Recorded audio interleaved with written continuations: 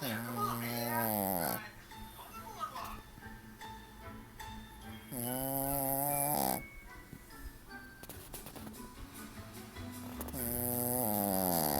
Yo, Mac, you see that sign there? It says tax bill? Yeah. What's that? Disregard that, Frank. It's a bunch of liberal bullshit. Right. This is a nice spot. Yeah, yeah. Oh, what's that? You're supposed to get booze. This is ham, soaked in rum. It is loaded with booze. Damn it, Frank. Eating your drinks? That is genius. Ow! What is that? Oh, yeah. I got stuck with a needle. Yeah, that's a syringe. Be careful. They are everywhere. The beach is full of syringes. Why is that? Well, we're in the steroid capital of the world, Frank. To be honest with you, as a man who works very hard to maintain a certain level of physical excellence, I find shortcuts insulting.